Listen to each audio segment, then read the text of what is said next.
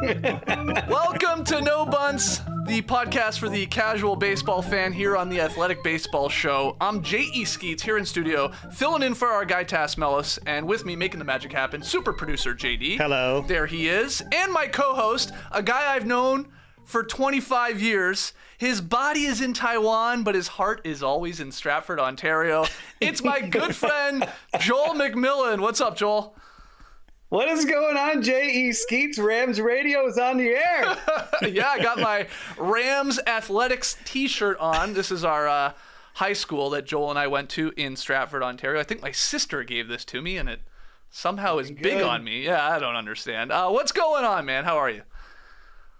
I'm doing well. It's good. It's good to be back. It's crazy to be doing this with you. I mean, I wish it were under better circumstances, but I'm excited to chop it up with baseball. We've been to a couple games. We've talked our fair share of baseball, so this will be fun. I'm looking forward to it. Yeah, for those that don't know, our good friend, obviously co-host here on No Bunts with Joel, Tass he was struck by a vehicle outside of the Braves Stadium a couple weeks ago. A severe injury. He suffered a fractured skull, fracture to his face, a lot of brain bleeds. Now, thankfully, he's alive and he's recovering quite well, like incredibly well. They've already moved him, doctors have, to an inpatient rehab facility, which is great. So he's going to be out of commission here for a little bit. But we figured keep the show going, bring me out of the pen. I'm a righty. Joel, I throw hard, I throw wild. You do? Yeah. So I'll try my best to fill Tass's big cleats here. Tass knows a lot about baseball. I do not, but thankfully we have Joel here. And you said it, Joel. We've been to baseball games before together. In fact, we went to one of the final games in Tigers Stadium when we were dyeing our hair bleach blonde. But there we are. That's me on the right in glasses and a Houston jersey. Okay, weird. And then Joel and his brother Ryan. So, yeah, what do you remember of this? They played the Jays. Did they?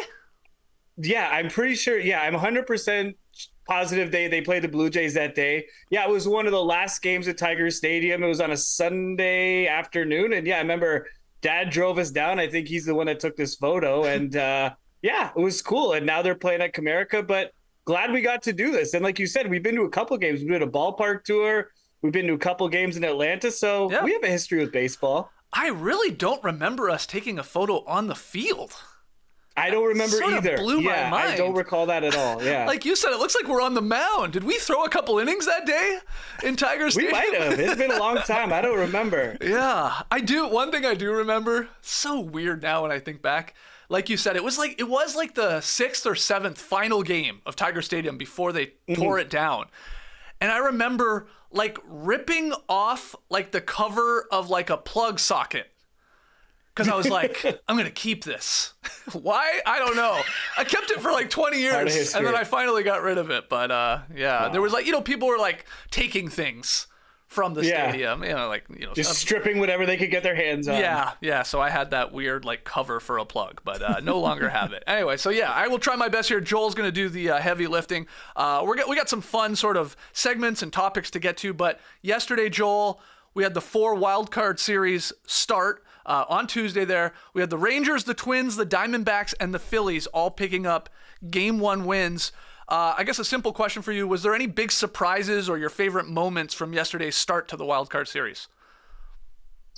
Not really too many surprises. I want to say things went to script for the most part. Jay's offense sputtered. Philly looked the part. I was surprised with Arizona kind of stealing a win there in Game 1. I think that's huge. I mean, with this best of 3, all 3 games on the road, I mean, you don't have home field advantage. So it's not we stole Game 1. Yeah. You're playing all 3 games there. But still, I mean, Arizona, winning the first game, that puts all the pressure on Milwaukee now, too. Arizona's kind of been sneaky good all year. They've kind of flown under the radar. So I wouldn't say any big surprises. Tampa just looked out of sorts. I still think they're the better team. But again, a best of 3, Texas has to win one more game and they've got 2 chances. All the pressure is on Tampa, too. They can't really blow it. I feel They've got a lot of pressure going into this. They had a great season. This is their 5th consecutive postseason. They don't really have much to show for it other than a 2020 World Series appearance. So, they need to get out of this round too. So I'm not really too worried about Tampa Bay though, but I think things went mostly to script. But yeah, Texas winning, I figured they would win one game, but not necessarily game one. Yeah. Speaking of Tampa there, I did see that they only drew 19,700 plus, the lowest postseason total in a non-COVID year since 1919, Joel. We're talking only 19,000 people in a postseason baseball game. I mean, I don't know if it'll be better here for game 2 on Wednesday, but that's rough. Like, these other ones are like, 30,000 plus, 40,000 plus, I think the Phillies. Like, it's this. I know that's always been an issue there in Petersburg, but wow, that's really rough. St. Pete, what is it? Petersburg? Yeah, I forget what it's called. St. Petersburg. Yeah, that's it. I forgot the Saint. Yeah, St. Petersburg. Yeah. Great news. We're coming off the announcement a couple of weeks ago that they're building a new stadium. But yeah, I mean, there's no excuse for that. I mean, man, get yourself to a playoff game. It's playoff baseball. It's amazing. 19,000. The Rays deserve better than that, man. They've got an exciting product to watch. I just don't get it. Yeah. And I promise we won't make this a Blue Jays podcast here, but Minnesota did get the 3-1 victory over our Jays. It was their franchise's first playoff victory since 2004. I saw this graphic. I was watching this game, Joel.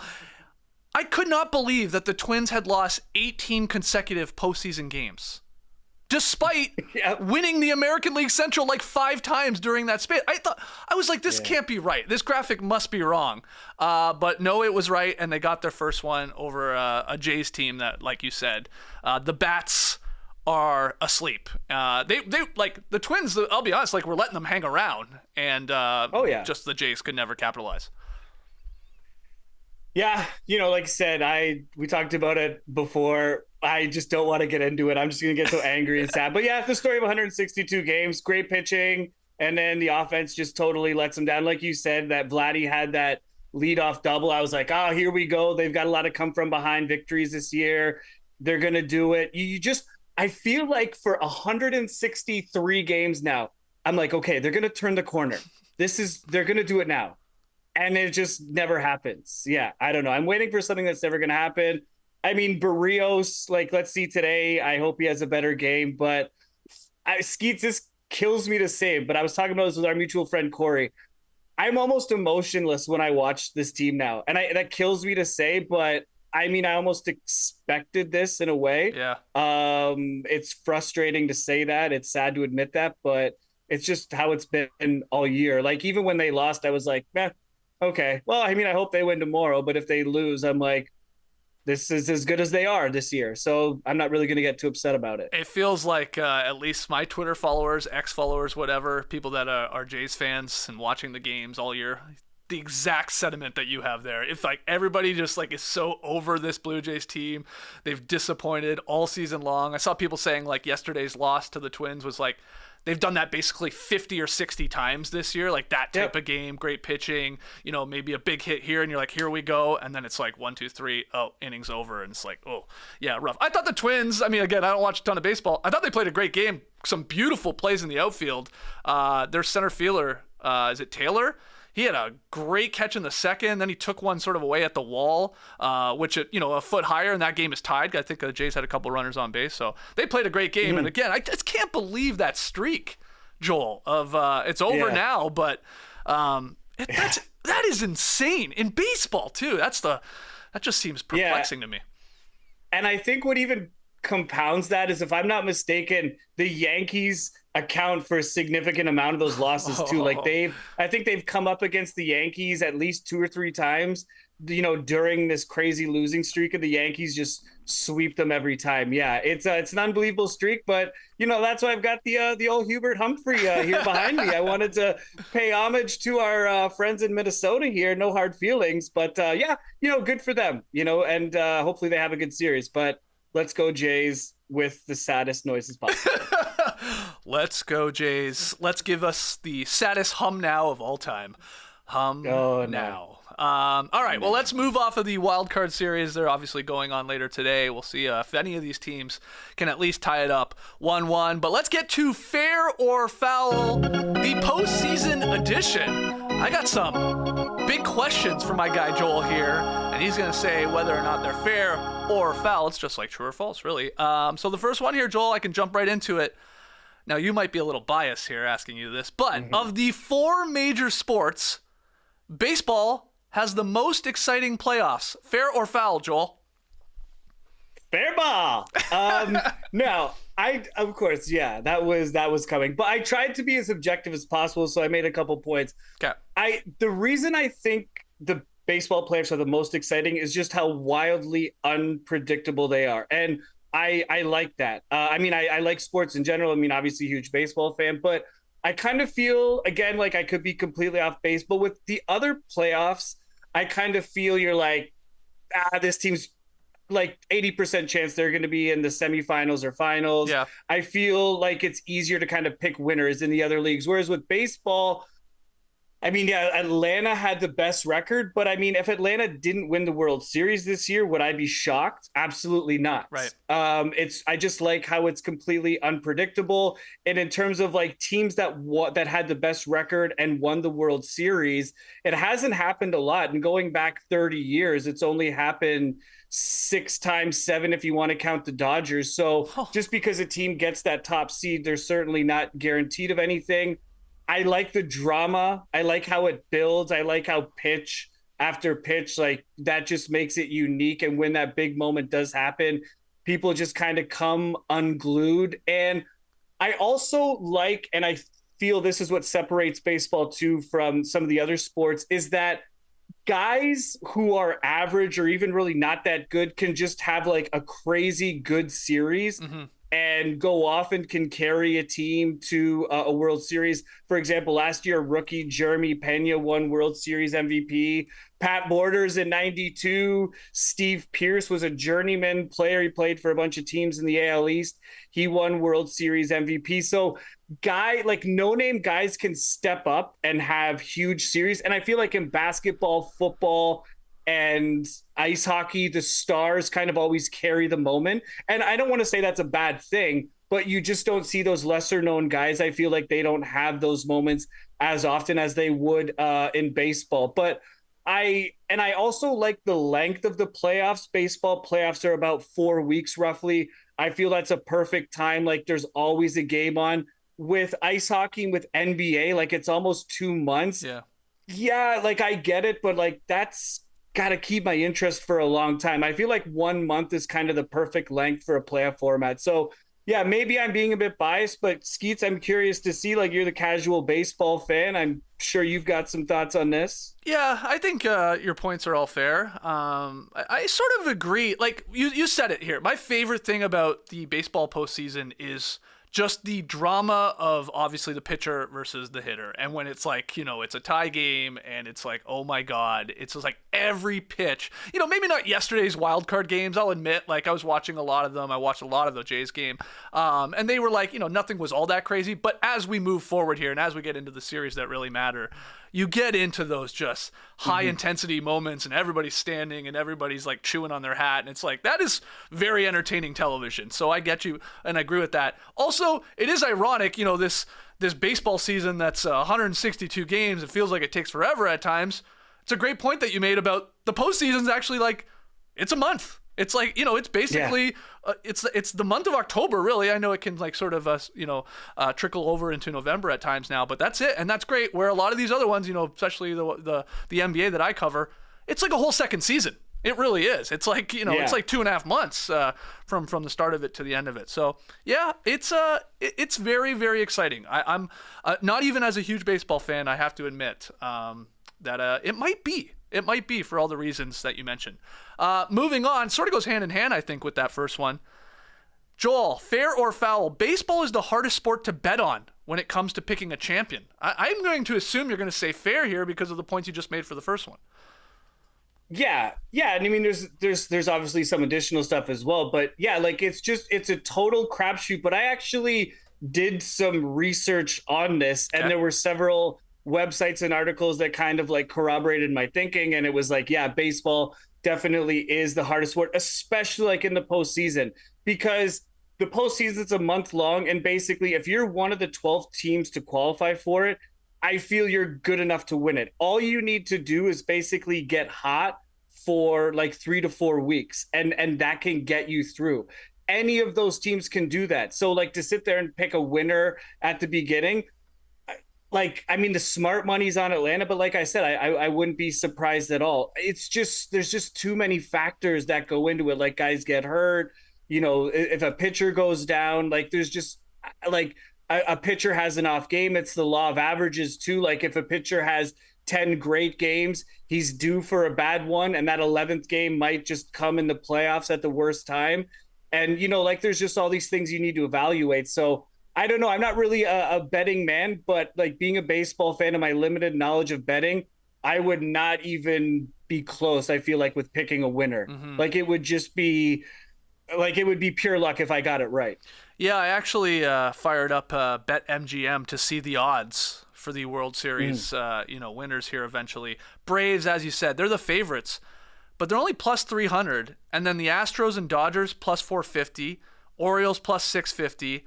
And then I think this speaks to your point. It's like 5 or 6 teams here where the Twins, the Rangers, the Phillies, the Brewers, it's like anywhere from plus 1,100 to plus 2,000. So even Vegas is like, yeah, the Braves look like the best team.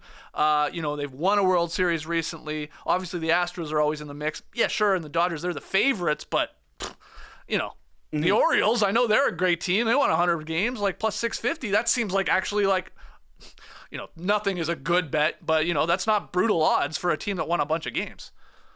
Yeah, and also too, Phil, Skeets, to that point, like, since they introduced the wild card in 1995, so there's like during that time 14 wild card teams have made it to the World Series. Like that's almost half of the playoffs since then. So like just trying to bet on a winner, like the wild card teams, like could any of them get to the World Series this year? To me, absolutely. Like I think Philly's going to win. Like they're a wild card team. They're my pick. So but again, I mean, that just complicates it even more because if you look at the other sports, with wild cards or lower seeds, typically, like I would never factor them into winning a championship. Like if it's NBA or like if it's NFL, I'm not picking one of the lower seeds to win a championship. I feel the odds are very low. I feel like I would just be throwing away money. Whereas like I could put my money on a 5 seed in baseball and that team could absolutely hit and win. And it wouldn't be like that big of a surprise. No, I agree. I mean, just like we just saw in the NBA season, the Miami Heat, they're in the play-in tournament. That's sort of the wild card version of the NBA. They lose their first game, they win their second one,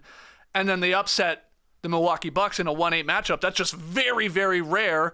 And then they go all the way to the finals, even more rare. They obviously lose to the Nuggets, who were, of course, one of the better teams in the West. But yeah, you're right. It's pretty rare. I know like in hockey, a goalie can get hot and sort of carry a team. I think we have seen some pretty lower seeds over the last 20 years, either win the cup or make it far. But it feels more likely, you're right, these wild card teams in baseball. It's like this baseball is like this. Maybe it's because the rhythm of the game and it's like you are playing almost every day. Like if the team finds their mojo and they just find a groove and the bats come alive and everybody, there's like the vibes seem very important in baseball for whatever reason. For sure. That you can sort of go up and down like a roller coaster. So if you catch it at the right time, yeah, you can win the World Series. All right, next one here. You brought up those wild cards.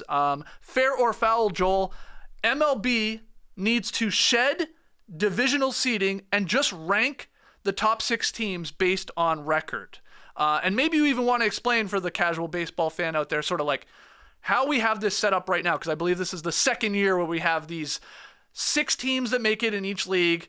You get the 2 byes for the division winners, and then we all get these wild card series. But what do you think? Yeah, so the top 2 division winners in each league get a first round bye and home field advantage for the division series. And then, so the first one, it's a best of 3. All 3 games are played on the road. But, to answer this question here, yes, I think this is fair. Absolutely. This year, Skeets, Minnesota Twins, they have an inferior record. So Toronto, Texas, and Tampa Bay all have a better record than Minnesota. So I feel that like those Tampa Bay, not because they still have home field advantage as the 4 seed, but Texas and Toronto kind of get punished. Right. I feel you're not incentivizing winning if you're going to give a division team an automatic 3rd seed based on record. I think they just need to do away with that. Last year there was only one wild card team with a better record. The Mets had 101 wins. The Cardinals won the Central with 93. So one, I'm like, I think it's palatable. But I mean, already in year 2, you've got 3 teams better than a division leader. I think that needs to change. And really, I mean, maybe this is a bit too radical, but just kind of get rid of the divisions in general. You can still, like, for example, you can still play the same amount of divisional games just because they're your regional rivals. I'm fine with that. But just basically take the top 6 teams and then rank them, because I want to see the top 6 teams playing, not a team on the outside looking in. Mm-hmm. And if I remember correctly, too, even Seattle, who didn't make the playoffs, they either had the same record or a better record as Minnesota. Like, to me, that's not fair. Yeah, I will admit, man, again, being a casual baseball fan, it feels like the MLB has changed their postseason format like 10 times in the past 15 years. I'm sure I'm exaggerating. I don't mind this setup, but I agree with you. What you're saying is you like the 6 teams in each league, mm-hmm. but then just give the buys to the number 1 and number 2 teams record-wise, right. And then just 3 through 6, whatever the record is, have them then have home field advantage or not against, 3, 6, and 4, 5, right? Like, you're just saying the most minor tweak here, just like, why are we giving the Twins home field advantage just because they won, their pennant in their division, right?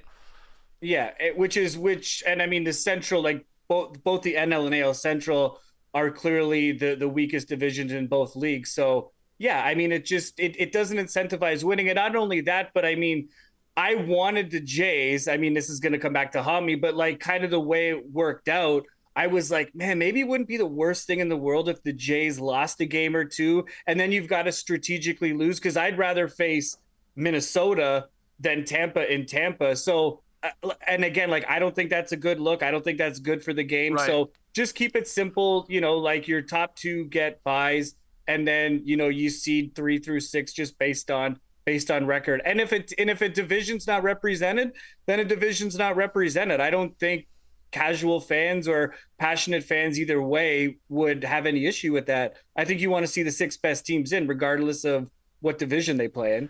And are you a fan of these little mini wildcard series that, we've had now for a couple years, where the home team, they do have all 3 games if necessary in their own stadium? Or do you prefer, the crazy sort of 1-game wildcard that we used to have? Like, what's your take on the little mini series?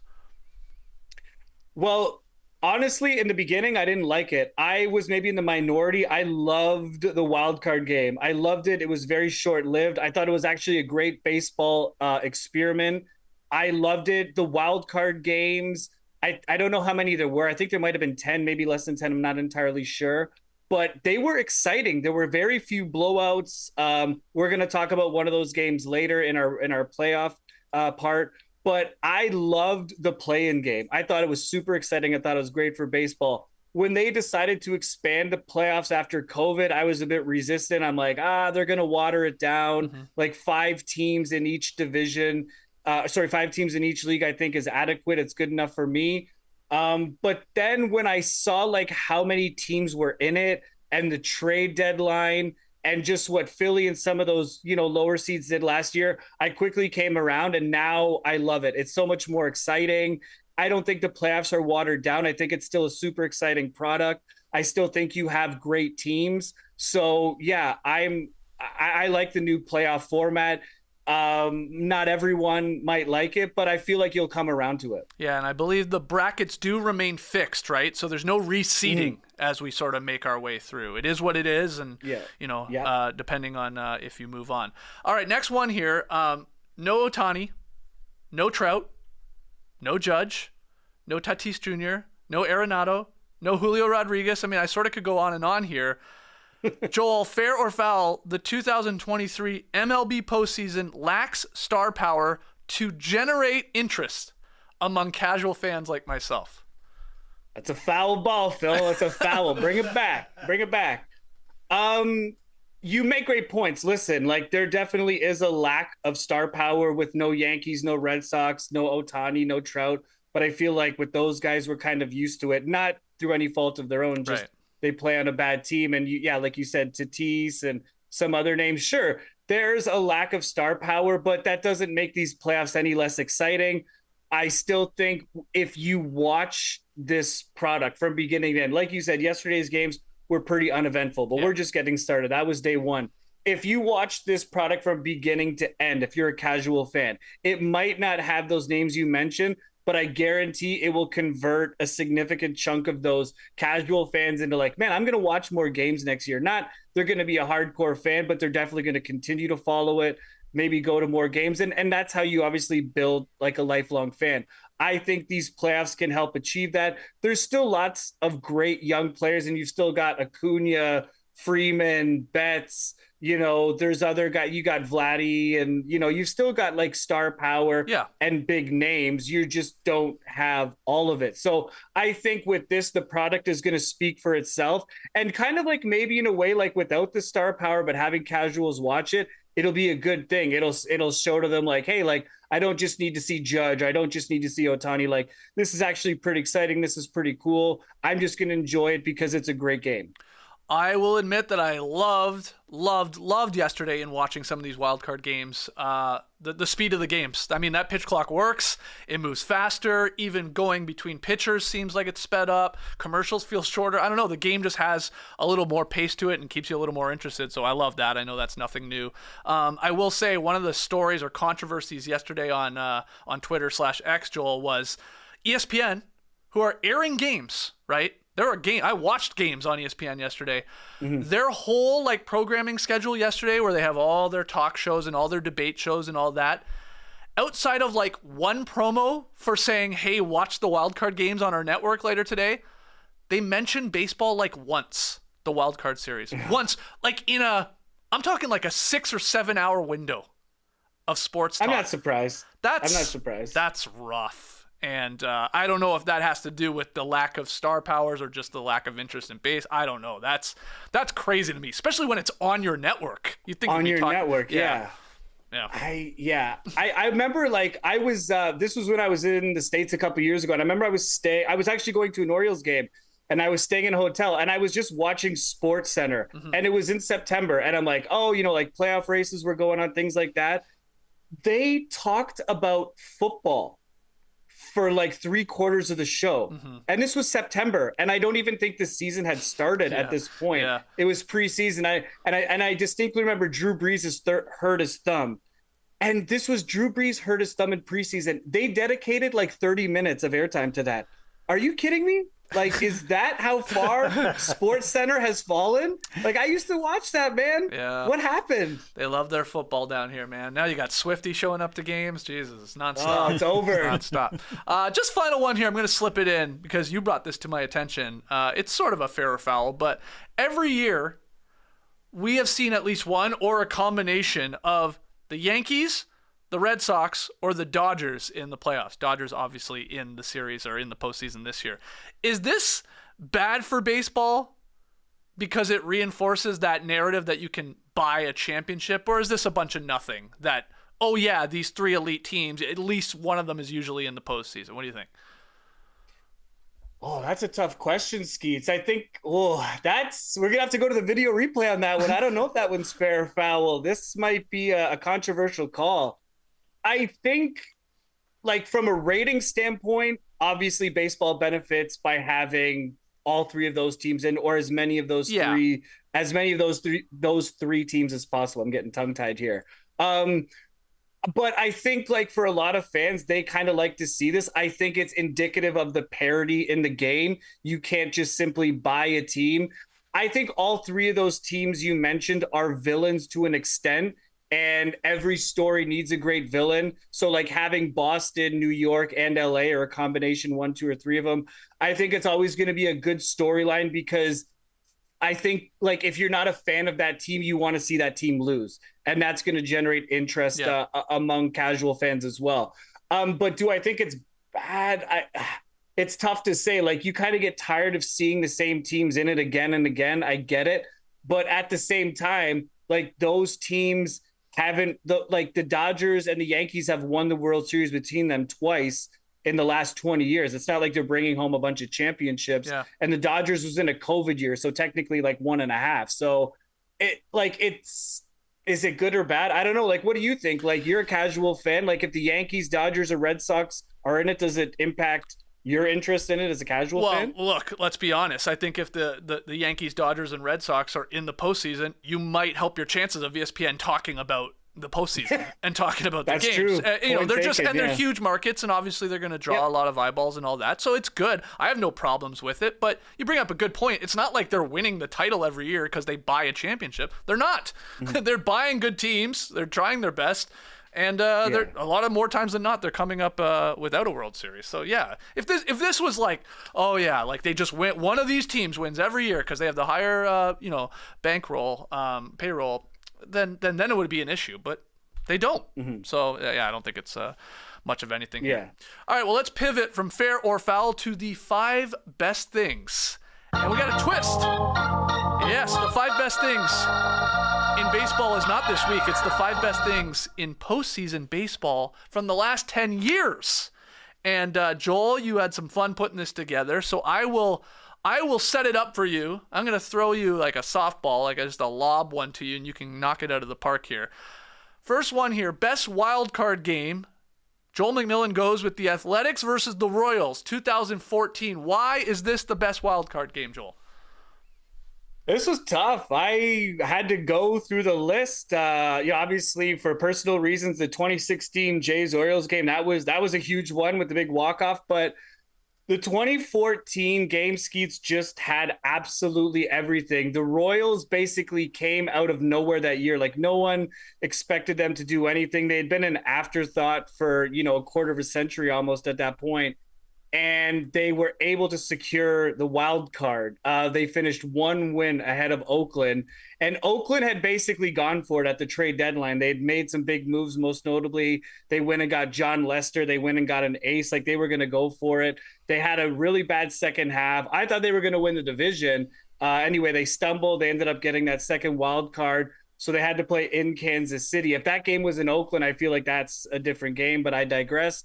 But yeah, the lead changed 3 times in this game. The Royals had to come back 3 different times, and they were down 7-3 in the bottom of the 8th, and they rallied for 3 runs, made it 7-6.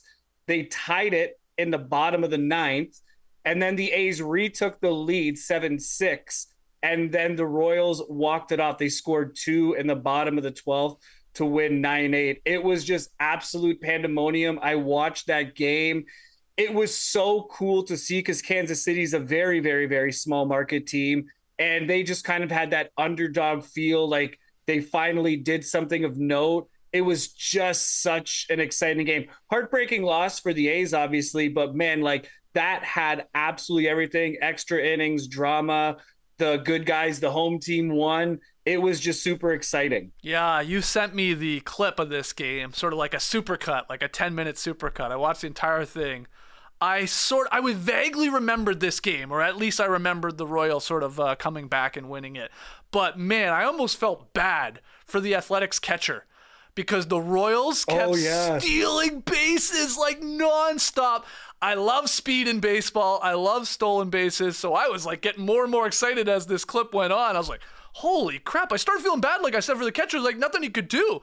He could not throw these guys out, no matter like how ready he was for it. He was like standing up halfway through the pitch to throw to second. But yeah, that's how they sort of got back in the game. You said they were down and they just kept stealing. And there was that one where they had a pitch out and he dropped it. And that, I forgot who got to second, but that was a critical mistake because I think that was the run that scored in the 9th inning, if I remember correctly. So yeah, Derek Norris was the catcher for the A's and they were just running wild on him and he couldn't do anything. No, he couldn't. You're right. He did have that one drop and what a crazy game. Go check the highlights. 2014 Athletics Royals, best wild card game. I have to agree with Joel on that one. All right, next one here, Joel. Keep it moving. Best individual performance in the postseason last 10 years. You're going with Madison Bumgarner, specifically 2014 World Series. Yeah, so that Cinderella story that we just talked about with the Royals, Madison Bumgarner basically single-handedly killed Cinderella. Sorry to be a bit graphic there, but I'm just gonna read what he did this postseason because it's absolutely insane. His Game 7 save was the first of 5 innings or more in postseason history. He had a 5 inning save. He was the first player to record 2 wins, including a Game 5 shutout and a save in a single World Series. He finished the World Series allowing just 1 run over 21 innings. Wow. And he had an ERA of 0.43, which was the second lowest. He pitched the most innings in a single postseason with 52 and 2/3 of an inning. He was the 2014 World Series MVP, and he was named Sports Illustrated's Sportsman of the Year in 2014. Wow. I don't know what else you can do. I mean, that's pure dominance. I don't want to say I don't think we'll ever see that again in this era because I wouldn't be surprised, but it's highly unlikely, I mean, to do like what he did. And now, especially with pitch counts and matchups, and they don't want teams to see the starter too much. I don't know. Like, I think it's less likely to happen, but he was just absolutely dominant from beginning to end. I don't think, we're going to see that for a while from a pitcher in a World Series. Yeah, I was reading the comments to the, again, the edit that you sent me on YouTube, and it was like, he single-handedly won them the World Series, is what like people were saying. Like, and I was like, oh, okay, that sounds a little extreme. And then you see the stats that you just listed. It's like, holy crap! They like anytime this guy was on the mound, it was like it was an out. It was like you were okay because they had the 1 run, like you said, over all those innings. That is incredible. All right, I love that one. Going with a pitcher there in Madison Bumgarner. All right, next one, best home run in the postseason last 10 years. Rajah Davis. When was this? Game 7, 2016 World Series, Joel? That would be correct, Skeets. Yeah. Lots to choose from here, but I remember like Game 7 of the 2016 World Series is one of the best Game 7s in baseball in recent memory, and it's definitely one of the best Game 7s in World Series history. Just an exciting game from beginning and two franchises just tortured the Cubs and at the time the Indians, now the Guardians. We all know their history, and like someone obviously had to win. And yeah, bottom of the 8th, and they bring in Aroldis Chapman. He was kind of the hired gun. The Cubs traded for him to shore up their bullpen. Like, he was one of the best relievers, if not the best reliever at that time. That's why the Cubs went out and got him. And Madden brought him in early, needed to get more outs. He didn't want to take any chances. And Rajah Davis, of all people, 62 career home runs over 14 seasons. And he just kept fouling off pitches. And then he finally just got one and he took it out and the place went nuts. It tied the game 6-6. I remember I couldn't believe it because he used to be a Blue Jay. I was going nuts. I always liked Rajah.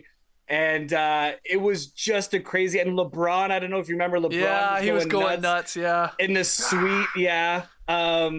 It was just I really thought that the Guardians were going to do it. I thought, man, what a finish to this game, but the Cubs ended up winning. But that home run was huge. I know the Guardians didn't win, but like at the time when you look back, man, that place just goes absolutely bonkers for that thing. Correct me if I'm wrong. Was this the game then where there's like a huge rain delay and basically the Cubs like have admitted like if there's no rain delay, we maybe don't win this game? Is that right? You're correct. Yeah, there was a rain delay late in the game. And you're right. I forget why it was like that. I think it was something to do with one of their pitchers. I can't remember exactly what it was. Yeah. But it worked out for them. But that was such, a wild game. And if you watch, like, there's a 3.5-minute YouTube of Davis's full at bat. I really recommend watching it because you get the essence of playoff baseball. Like you said, Skeets, you got people standing, kids, adults, women, children, young, old, and everyone is just standing like there's a dude biting his nails. Hook that to my veins, man. Like, that is October baseball. I love it. And you got to see that in that Davis at bat. I love it. Yeah, bottom of the 8th there. He ties the game 6-6. I definitely remember LeBron going berserk. And then amazingly, the Cubs win in the 10th inning, I guess. It took 10 innings for extra them innings, to win the World Series in a Game 7. Wow, that's a good one. All right, moving on here. This is a fun one. Best moment. You have Brett Phillips walks it off for the Dodgers in Game 4 of the 2020 World Series. Yeah, so Kenley Jansen was in for the save. It was 7-6. There were two outs, and the Rays had a runner on first and second. And Phillips just kind of, gently flared one into center field like it dropped. Obviously, was going to tie the game. But Arozarena came all the way around from first on a bloop single. I don't really know what he was thinking, but and the throw from center field, like they had him dead to rights. Right. He would have been absolutely out by a mile, but the catcher, I don't really know how to describe it. He caught the ball, but it kind of like threw, it came out of his glove when he went to kind of swipe for the tag or something. And the ball shoots loose. Arozarena turns around and scores. The Rays win the game. Like it was it was just a crazy turn of events. And then Brett Phillips is in the outfield doing airplanes. Everyone's chasing him. His post-game interview, he's like this golly gee shucks, like he's like baseball is fun. He had that famous quote. And he was just like, you could see the kid in him trying to do this interview. He just had the game-winning hit, and that tied the series. The Dodgers went on to win it, but man, and I remember I texted the group chat and I was like, turn on the World Series. Like it was just the craziest finish. And I think you a couple minutes later were like, oh my gosh, that was absolutely insane. What a finish. Because like you said, the runner was like, he was going to be thrown out by a mile. Like he stopped, right? Like he went to turn around, like he was going to get caught in a pickle. And then, the ball sort of like, got loose and he scored, and that was how they ended the game. It's a wild ending to a game. Like, crazy. And I remember too, like there's this, when I was watching this clip, there's this quick cut. The cameraman who is exactly what he's doing, there's this quick cut of Clayton Kershaw, and he's just like, no. Like he just got this look of like, just stunned disbelief. It was such a wild finish, that game. Crazy. All right, final one here in the 5 best things in postseason baseball from the last 10 years.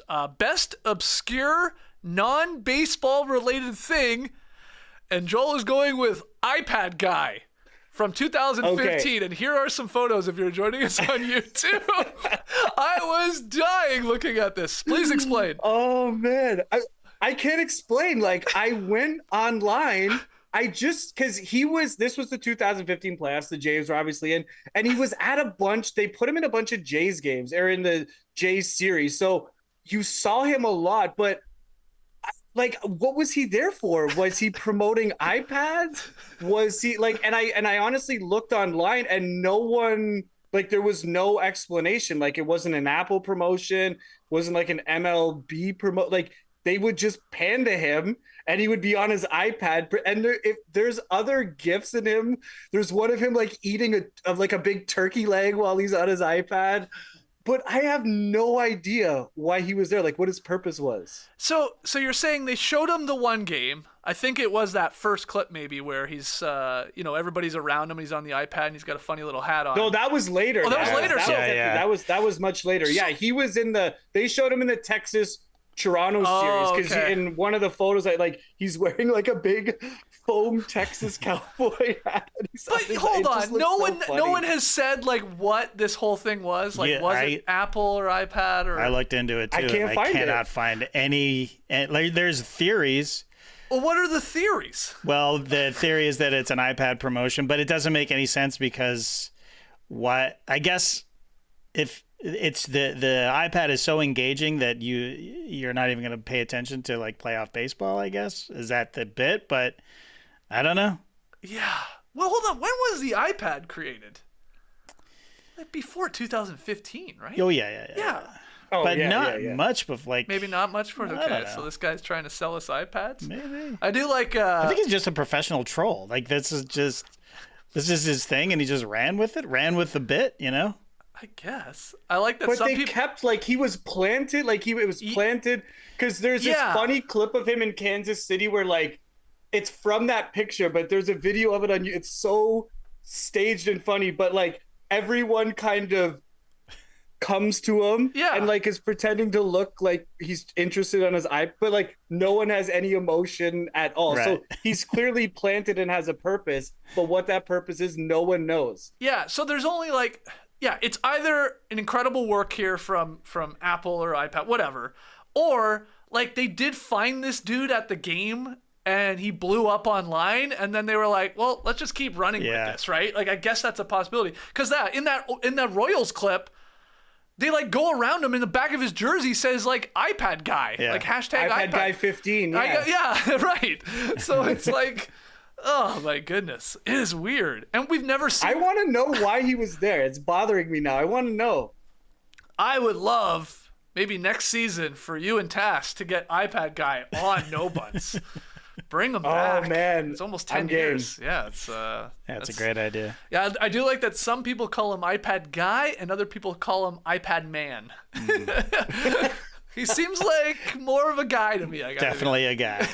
More of a guy. And I feel like I can't articulate this. I feel they just got the perfect looking human for that. Totally. Like just that guy. Like when you're like iPad guy, and then I saw him, I'm like, oh yeah, that's exactly it. Yeah, that's totally iPad guy. Yeah, look at this is the clip we're talking about. All the Royals fans in there. Oh, like, what's he? Yeah, like because they were never like, hey, check out the MLB on your device, right? Like, they never like went all in. They would just cut to him, yeah. Well, this clip that we're looking at right here is promoting the store, the Royals or the MLB store, right? So everybody's in Royals gear. And that's why they do the 180, I guess, and we see the back, so you can customize your jersey. And his says hashtag iPad Guide 15. So obviously he had an in or how is security letting you bring in an iPad? Right? I mean, usually like we've gone because we've been a part of the media and stuff. They're pretty anal about our laptops and stuff like that. 100%. Yeah. Really? Yeah, I think this is. And but also a little bit of twist here. iPad guy was also wearing a Blue Jays jersey when he was in Toronto. Yeah. So that complicates it even. And he was like holding the big foam J, from like the 92 and 90. So like, I don't know. Yeah, I don't know. It's all very confusing. Well, it's obscure and it's a non-baseball related thing, and it's at the top of Joel's list. iPad guy / man. All right, I love that segment there, Joel, taking us through the last 10 years, some of the best moments from postseason baseball. Before we wrap up here, I do want to get you on record. Who's winning the World Series? Who are they playing? How's this gonna shake out here? You're wearing a Phillies hat. You're pointing at it. You're going Phillies.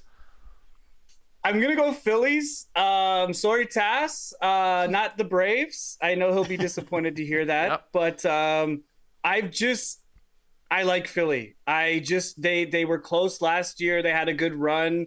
I don't think it was a fluke. I think they have a really good team 1 through 9. I think they looked the part. I think they're not as good as Atlanta on paper, but I think they could beat Atlanta in a postseason series. Now, if Atlanta won, like I wouldn't be surprised, but I'm picking with Philly, live or die. That's my pick. And I think like the last thing Bryce Harper needs to do, the only thing that's missing is that World Series ring. And he's still a young enough player, but like it's every year is different, and he's been close and who knows. So I think there's maybe a bit of urgency, not a lot, but I mean, he's a very aware player. And I think like he's just kind of going to go off, and I think he's going to be the hero of this playoff. So I'm going to pick the Phillies. I'm riding with them. All right. Wild card team, possibly winning the World Series again. Who's their right fielder? Nick, what's his name? Nick Castellanos. Yeah. Did you see him pointing at his ring finger? Put a ring on it. Yeah. Put a ring on it. Everybody thought he was giving the middle finger on the broadcast last night. Well, at first I thought, it does look like. Yeah. I thought he was giving the finger. Like when I saw this, I was like, oh, okay.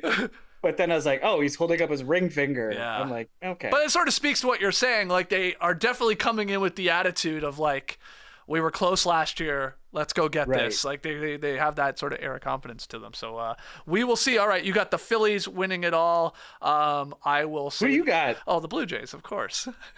I love you. Don't ever change. No, I don't know. I mean, look, the Braves. I mean, that's the team I've watched the most this year, and I know they're damn good. So they could do it again. Braves aren't a bad pick. I hope the Braves win the World Series again so we can see if they can do an even faster parade through downtown Atlanta. I heard about that. Yeah, it's incredible. They were zooming. Oh my God! It was over before people showed up. The downtown portion, of course, once they got up to the Battery, it was a little slower. But you know what? If I'm actually picking, I will say the Braves. Joel's got the Phillies, but we will see. Wild card action continues today. We're going to be back, No Bunts will, on Monday. We got a trip to New York, some of us, for the athletic meetings. So we will be back on Monday. Joel will be talking about, I guess the wild card series will be over and we'll be into the actual sort of, legit 7-game series. There's 7 games, right? When we get into these next round? Best of 3, best of 5, and then 2 best of 7. Ooh, it goes 3, 5, 7, 7. Okay, so we'll be breaking down those. We having some fun here on No Bunts. That's on Monday. Obviously, pretty early morning for you people on the East Coast here in America, but that's okay. Some of you watching later on the Athletic Baseball Show YouTube feed, smash that like button. Leave your comments, and all you podcast listeners, leave the show a 5-star rating and review. Get the best writing, sports writing in the world. Go to theathletic.com/nodunks. Sign up for a great deal to get The Athletic. And smash that like button, like I said. Joel, hopefully I didn't disappoint Tassie or all the baseball fans out there, but it's always fun chopping it up with you, man. Yeah, you did good, Skeets, and I think you got a future in this broadcasting thing. Let me tell you, you should get your own show. You think coming from the old pro, the old vet here? Yeah, you think podcasts are going to stick around? I think you can go the distance, Skeets. You got it. Okay, we will see. Monday we'll be back here with No Bunts, talking to Joel in Taiwan. From Joel, from JD, from myself. Thanks for joining us, and embrace the baseball, people.